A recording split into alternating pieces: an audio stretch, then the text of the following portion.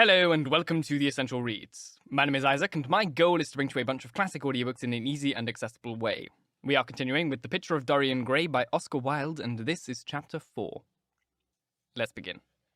One afternoon, a month later, Dorian Gray was reclining in a luxurious armchair in the little library of Lord Henry's house in Mayfair. It was, in its way, a very charming room, with its high-panelled wainscoting of olive-stained oak, and its cream-coloured frieze and ceiling of raised plasterwork, and its brick-dust felt carpet strewn with silk, long-fringed Persian rug. On a tiny satinwood table stood a statuette by Claudian, and beside it lay a copy of Les Cent Nouvelles, bound for Margaret of Valois by Clovis Eve, and powdered with the gilt daisies that queen had selected for her device.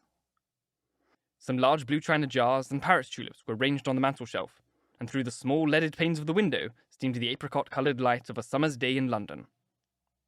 Lord Henry had not come in yet. He was always late on principle. His principle being that punctuality is the thief of time. So the lad was looking rather sulky, as with listless fingers he turned over the pages of an elaborately illustrated edition of Manon Lescaut that he had found on one of the bookcases. The formal, monotonous ticking of the Louis XIV clock annoyed him. Once or twice he thought of going away. At last he heard a step outside, and the door opened. "How late you are, Harry," he murmured. "I'm afraid it is not Harry, Mr. Gray," answered a shrill voice. He glanced quickly around and rose to his feet. "I beg your pardon, I thought—" "You thought it was my husband. It is only his wife. Just let me introduce myself. I know you quite well by your photographs. I think my husband has got 17 of them." "Not 17, Lady Henry." "Well, 18 then. And I saw you with him the other night at the opera." She laughed nervously as she spoke, and watched him with her vague forget-me-not eyes. She was a curious woman, whose dresses always looked as if they had been designed in a rage, and put on in a tempest. She was usually in love with somebody, and as her passion was never returned, she had kept all her illusions. She tried to look picturesque, but only succeeded in being untidy. Her name was Victoria, and she had a perfect mania for going to church. "That was at Lohengrin, Lady Henry, I think." "Yes, it was, dear Lohengrin. I like Wagner's music better than anybody's. It is so loud that one can talk the whole time without people hearing what one says. It is a great advantage, don't you think so, Mr. Gray?" The same nervous staccato laugh broke from her thin lips, and her fingers began to play with a long tortoise-shell paper knife. Dorian smiled and shook his head. "I'm afraid I don't think so, Lady Henry. I never talk during music. At least, during good music. If one hears bad music, it is one's duty to drown it out in conversation." "Ah, that is one of Harry's views, isn't it, Mr. Gray? I always hear Harry's views from his friends. It is the only way I get to know of them. But you must not think I don't like good music. I adore it. I'm afraid of it. It makes me too romantic. I have simply worshipped pianists. 2 at a time, sometimes, Harry tells me. I don't know what it is about them. Perhaps it is that they are foreigners. They all are, ain't they? Even those that are born in England become foreigners after a time, don't they? It is so clever of them, and such a compliment to art. Makes it quite cosmopolitan, doesn't it? You've never been to any of my parties, have you, Mr. Gray? You must come. I can't afford orchids, but I spare no expense in foreigners. They make one's rooms look so picturesque. Oh, here is Harry. Harry, I came to look for you to ask for something. I forget what it was, and found Mr. Gray here. We've had such a pleasant chat about music. We have quite the same ideas. No, I think our ideas are quite different, but he has been most pleasant. I'm so glad I've seen him." "I'm charmed, my love, quite charmed," said Lord Henry, elevating his dark crescent-shaped eyebrows and looking at them both with an amused smile. "So sorry I'm late, Dorian. I went to look after a piece of old brocade in Wardour Street, and had to bargain for hours for it. Nowadays, people know the price of everything, and the value of nothing." "I'm afraid I must be going," exclaimed Lady Henry, breaking an awkward silence with her silly sudden laugh. "I promised to drive with the Duchess. Goodbye, Mr. Gray. Goodbye, Harry. You're dining out, I suppose? So am I. Perhaps I shall see you at Lady Thornbury's." "I dare say, my dear," said Lord Henry, shutting the door behind her, as, looking like a bird of paradise that had been out all night in the rain, she flitted out of the room, leaving a faint odour of frangipani. Then he lit a cigarette and flung himself down on the sofa. "Never marry a woman with straw-coloured hair, Dorian," he said after a few puffs. "Why, Harry?" "Because they are so sentimental." "But I like sentimental people." "Never marry at all, Dorian. Men marry because they are tired. Women because they are curious. Both are disappointed." "I don't think I am likely to marry, Harry. I'm too much in love. That is one of your aphorisms. I'm putting it into practice, as I do with everything you say. Who are you in love with? Asked Lord Henry after a pause. With an actress, said Dorian Gray, blushing. Lord Henry shrugged his shoulders. That is a rather commonplace debut. You would not say so if you saw her, Harry. Who is she? Her name is Sibyl Vane. Never heard of her. No one has. People will someday, however. She's a genius. My dear boy, no woman is a genius. Women are a decorative sex. They never have anything to say, but they say it charmingly. Women represent the triumph of matter over mind, just as men represent the triumph of mind over morals. Harry, how can you? My dear Dorian, it is quite true. I'm analysing women at present, so I ought to know. The subject is not so abstruse as I thought it was. I find that, ultimately, there are only two kinds of women, the plain and the coloured. The plain women are very useful. If you want to gain a reputation for respectability, you have merely to take them down to supper. The other women are very charming. They commit one mistake, however. They paint in order to try and look young. Our grandmothers painted in order to try and talk brilliantly. Rouge and esprit used to go together. That is all over now. As long as a woman can look 10 years younger than her own daughter, she is perfectly satisfied. As for conversation, there are only 5 women in London worth talking to, and 2 of these can't be admitted into decent society. However, tell me about your genius. How long have you known her? Harry, your views terrify me. Never mind that. How long have you known her? About 3 weeks. And where did you come across her? I will tell you, Harry, but you mustn't be unsympathetic about it. After all, it never would have happened if I had not met you. You filled me with a wild desire to know everything about life. For days after I met you, something seemed to throb in my veins. As I lounged in the park or strolled down Piccadilly, I used to look at everyone who passed me and wonder, with a mad curiosity, what sort of lives they led. Some of them fascinated me. Others filled me with terror. There was an exquisite poison in the air. I had a passion for sensations. Well, one evening about 7 o'clock, I determined to go out in search of some adventure. I felt that this grey, monstrous London of ours, with its myriad of people, its sordid sinners and its splendid sins, as you once phrased it, must have something in store for me. I fancied 1,000 things. The mere danger gave me a sense of delight.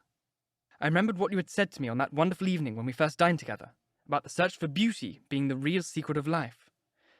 I don't know what I expected, but I went out and wandered eastward, soon losing my way in a labyrinth of grimy streets and black, grassless squares. About 8:30, I passed by an absurd little theatre with great flaring gas jets and gaudy playbills. A hideous Jew in the most amazing waistcoat I ever beheld in my life was standing at the entrance smoking a vile cigar. He had greasy ringlets and an enormous diamond blazed in the centre of a soiled shirt.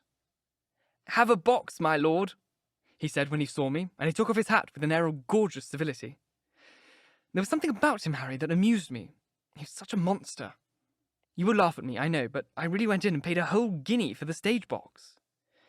To the present day, I can't make out why I did so, and yet if I hadn't, my dear Harry, if I hadn't, I should have missed the greatest romance of my life. I see you are laughing. It is horrid of you. I'm not laughing, Dorian. At least I'm not laughing at you. But you should not say the greatest romance of your life. You should say the first romance of your life. You will always be loved, and you will always be in love. A grande passion. That is the privilege of people who have nothing to do. That is the one use of the idle classes of a country. Don't be afraid. There are exquisite things in store for you. This is merely the beginning. Do you think my nature so shallow? Cried Dorian Gray angrily.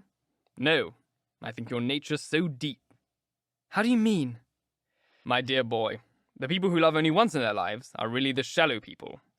What they call their loyalty and their fidelity, I call either the lethargy of custom or their lack of imagination. Faithfulness is to the emotional life what consistency is to the life of the intellect. Simply a confession of failure. Faithfulness. I must analyze it someday. The passion for property is in it. There are many things that we would throw away if we were not afraid that others might pick them up. But I don't want to interrupt you. Go on with your story. Well, I found myself seated in a horrid little private box, with a vulgar drop scene staring me in the face. I looked out from behind the curtains and surveyed the house. It was a tawdry affair, all cupids and cornucopias like a third-rate wedding cake. The gallery and the pit were fairly full, but the 2 rows of dingy stalls were quite empty. and there was hardly a person in what I suppose they called the dress circle. Women went about with oranges and ginger beer, and there was a terrible consummation of nuts going on. It must have been like the palmy days of British drama. Just like, I should fancy, and very depressing. I began to wonder what on earth I should do, when I caught sight of the playbill. What do you think the play was, Harry? I should think The Idiot Boy or The Dumb Innocent. Our fathers used to like that sort of piece, I believe.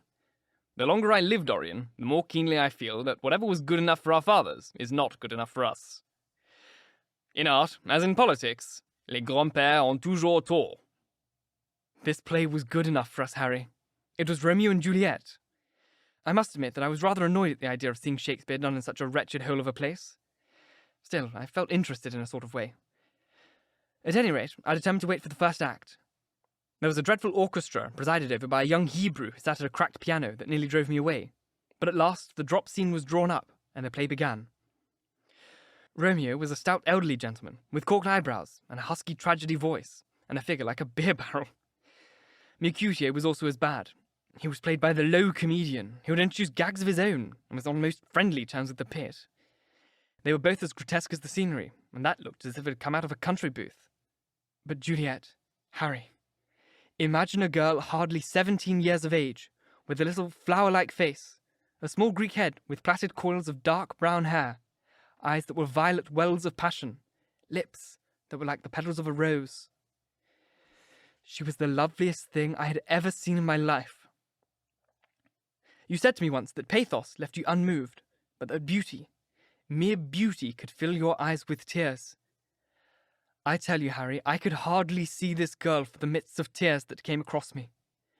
And her voice. I never heard such a voice. It was very low at first, with deep mellow notes that seemed to fall singly upon one's ear.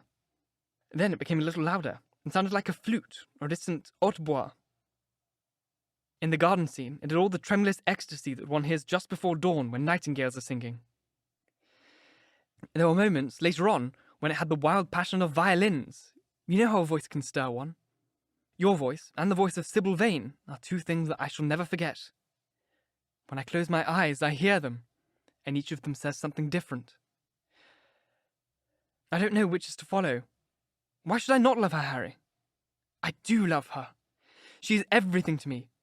Night after night I go to see her play. One evening she is Rosalind, and the next she is Imogen. I've seen her die in the gloom of an Italian tomb, sucking the poison from her lover's lips. I've watched her wandering through the forests of Arden, disguised as a pretty boy in hose and doublet and dainty cap. She has been mad and has come into the presence of a guilty king, and given him rue to wear and bitter herbs to taste of. She has been innocent, and the black hands of jealousy have crushed her reed-like throat. I've seen her in every age and every costume. Ordinary women never appeal to one's imagination. They are limited to their century. No glamour ever transfigures them. One knows their minds as easily as one knows their bonnets. One can always find them. There is no mystery in any of them. They ride in the park in the morning and chatter at tea parties in the afternoon. They have their stereotyped smile and their fashionable manner. They're quite obvious. But an actress. How different an actress is, Harry. Why didn't you tell me that the only thing worth loving is an actress? Because I have loved so many of them, Dorian. Oh yes, horrid people with dyed hair and painted faces. Don't run down dyed hair and painted faces. There is an extraordinary charm in them, sometimes, said Lord Henry. I wish now I had not told you about Sibyl Vane. You could not have helped telling me, Dorian. All through your life, you will tell me everything you do. Yes, Harry, I believe that is true. I cannot help telling you things. You've a curious influence over me. If ever I did a crime, I would come and confess it to you. You would understand me. People like you, the willful sunbeams of life, don't commit crimes, Dorian. But I am much obliged for the compliment all the same. And now tell me, read me the matches like a good boy. Thanks. What are your actual relations with Sibyl Vane? Dorian Gray leapt to his feet, with flushed cheeks and burning eyes. Harry, Sibyl Vane is sacred. It is only the sacred things that are worth touching, Dorian. said Lord Henry, with a strange touch of pathos in his voice. But why should you be annoyed? I suppose she will belong to you some day. When one is in love, one always begins by deceiving oneself, and one always ends by deceiving others. That is what the world calls a romance. You know her, at any rate, I suppose. Of course I know her. On the first night I was at the theatre, the horrid old Jew came round the box after the performance was over, and offered to take me behind the scenes and introduce me to her. I was furious with him, and told him that Juliet had been dead for hundreds of years, and that her body was lying in a marble tomb in Verona. I think, from his blank look of amazement, that he was under the impression that I had taken too much champagne or something.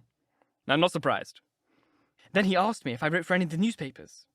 I told him I never even read them. He seemed terribly disappointed at that, and confided in me that all the dramatic critics were in a conspiracy against him, and that they were, every one of them, to be bought. I should not wonder if he was quite right there. But on the other hand, judging from their appearance, most of them cannot be at all expensive. Well, he seemed to think that they were beyond his means, laughed Dorian. By this time, however, the lights were being put on in the theatre, and I had to go. He wanted me to try some cigars that he strongly recommended. I declined. The next night, of course, I arrived at the place again. When he saw me, he made a low bow, and assured me that I was a munificent patron of art. He was a most offensive brute, though he had an extraordinary passion for Shakespeare.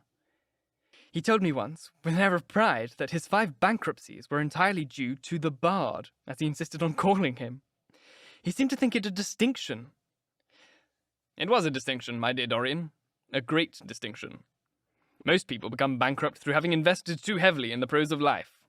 To have ruined oneself over poetry is an honour. But when did you first speak to Miss Sibyl Vane? The third night. She'd been playing Rosalind.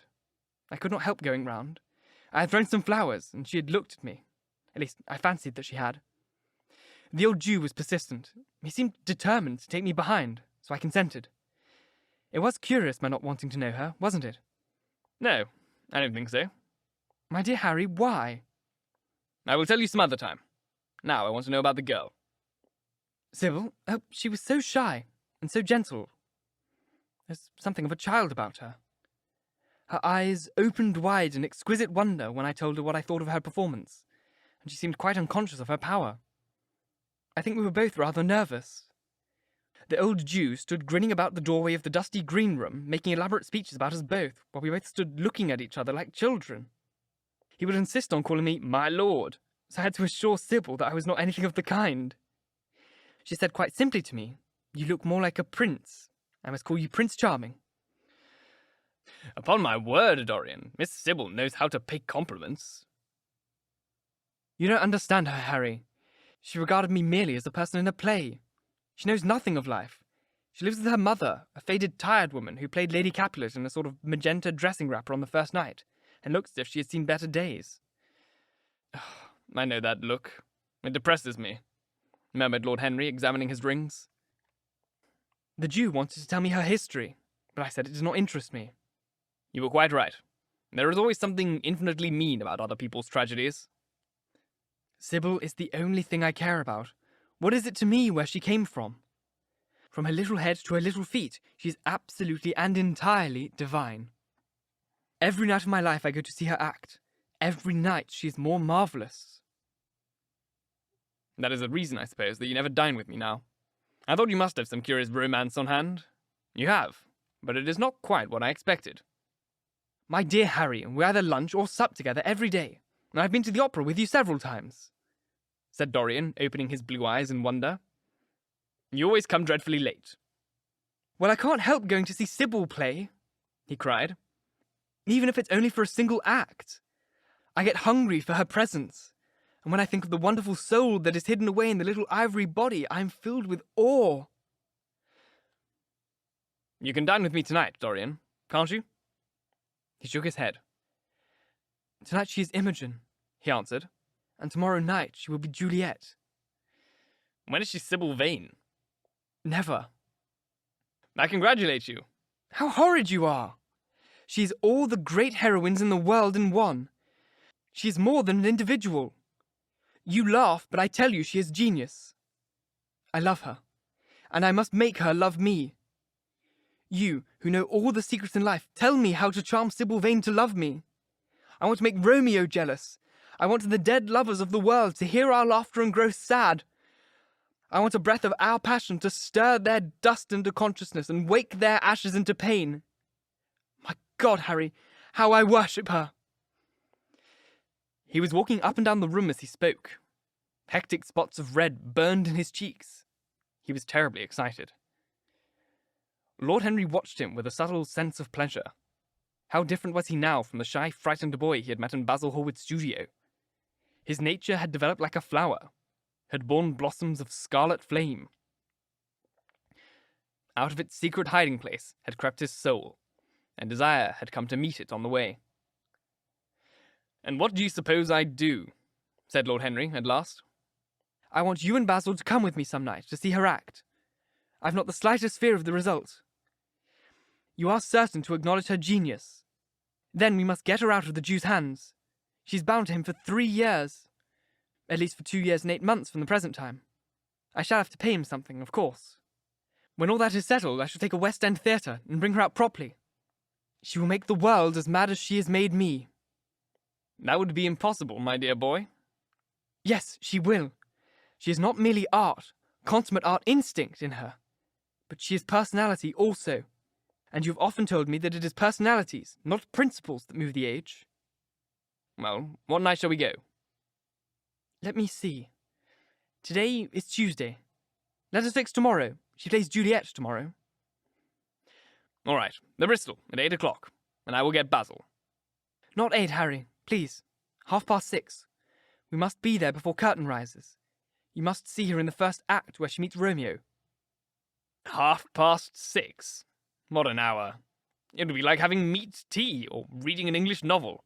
It must be 7. No gentleman dines before 7. Shall you see Basil between this and then, or shall I write to him? Dear Basil, I've not laid eyes on him for a week. It's rather horrid of me.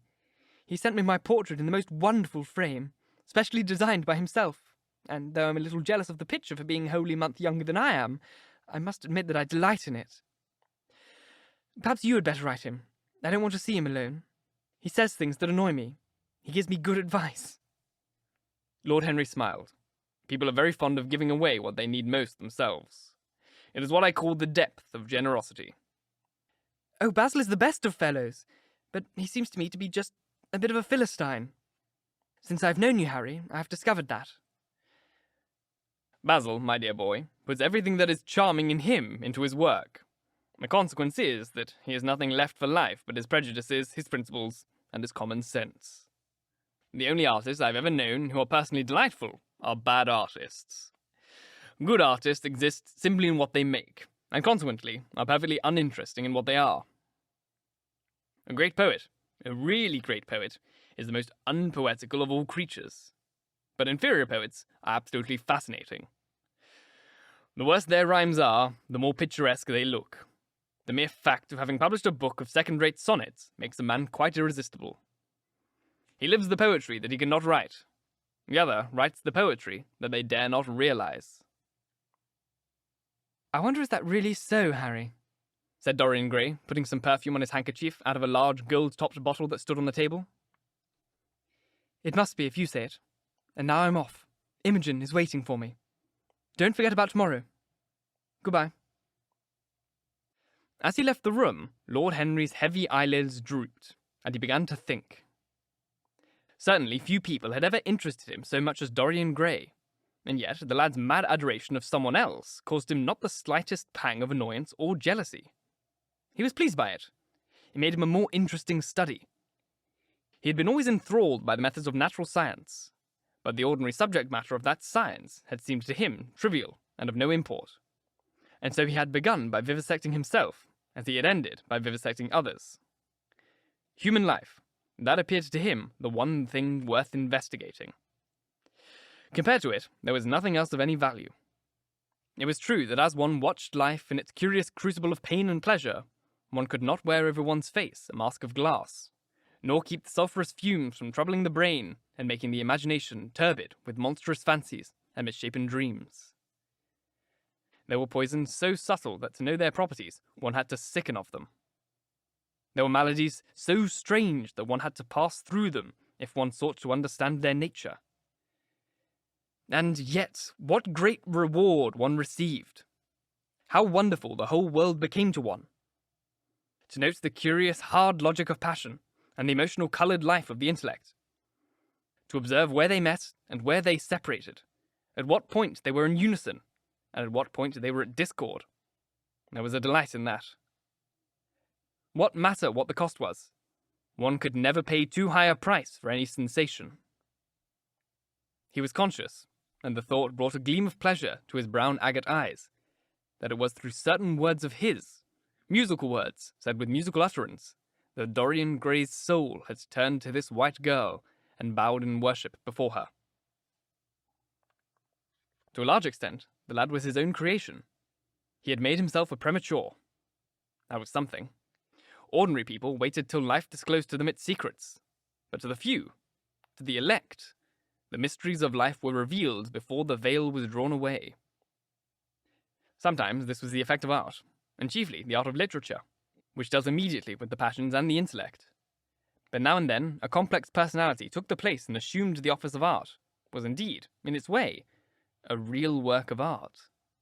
Life having its elaborate masterpieces, just as poetry has, or sculpture, or painting. Yes, the lad was premature. He was gathering his harvest while it was yet spring. The pulse and passion of youth were in him, but he was becoming self-conscious. It was delightful to watch him. With his beautiful face and his beautiful soul, he was a thing to wonder at. It was no matter how it all ended, or was destined to end. He was like one of those gracious figures in a pageant or a play, whose joys seem to be remote from one, but whose sorrow stirs one's sense of beauty, and whose wounds are like red roses. Soul and body, body and soul. How mysterious they were. There was animalism in the soul, and the body had its moments of spirituality. The senses could refine, and the intellect could degrade. Who could say where the fleshly impulse ceased, or the physical impulse began? How shallow were the arbitrary definitions of ordinary psychologists, and yet how difficult to decide between the claims of various schools. Was the soul a shadow seated in the house of sin? Was the body really in the soul, as Giordano Bruno thought? The separation of spirit from matter was a mystery, and the union of spirit with matter was a mystery also. He began to wonder whether we could make psychology so absolute a science that each little spring of life would be revealed to us.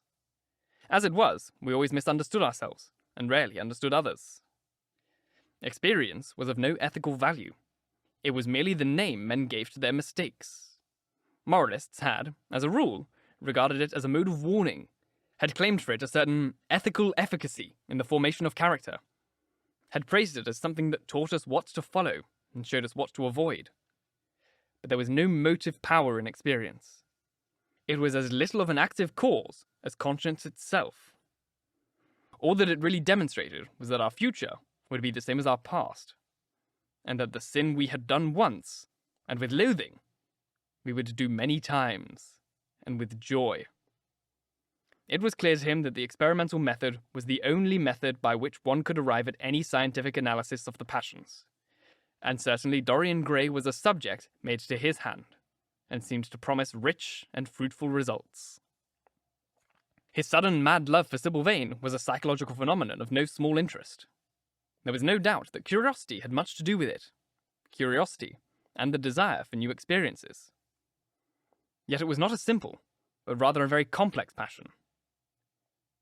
What there was in it of purely sensuous instinct of boyhood had been transformed by the workings of the imagination, changed into something that seemed to the lad himself to be remote from sense, and was, for that very reason, all the more dangerous. It was the passions about whose origin we deceived ourselves that tyrannized most strongly over us. Our weakest motives were those of whose nature we were conscious. It often happened that when we thought we were experimenting on others, we were really experimenting on ourselves. While Lord Henry sat dreaming on these things, a knock came to the door, and his valet entered, and reminded him that it was time to dress for dinner. He got up and looked out into the street. The sunset had smitten into scarlet on the gold upper windows of the house opposite. The panes glowed like plates of heated metal. The sky above was like a faded rose. He thought of his young friend's fiery-coloured life, and wondered how it was all going to end. When he arrived home, about 12:30, he saw a telegram lying on the hall table. He opened it, and found it was from Dorian Gray. It was to tell him that he was engaged to be married to Sibyl Vane. Thank you so very much for listening. If you enjoyed, please like, comment, share, all that jazz. And if you really enjoyed, do subscribe because there is more to come. If you're listening on podcast, please leave a review as it helps get in front of as many people as possible. And reading your reviews really makes my day. Camera's dead. I'm not going to turn the camera back on to record this outro, but I really, really hope you enjoyed this chapter. I can take more time now. I was trying to beat the camera. That's why I was talking so fast. If you want to support the show, you can click up to a place that I'm not gesturing to because the camera's turned off, but you'll see it on the screen if you're on YouTube, or you can find the links to all these things in the description box. I'm waffling. I don't really know where I'm going with this. Support me, because I don't get paid for podcast listens. Once again, thank you so very much for listening, and until next time, bye-bye.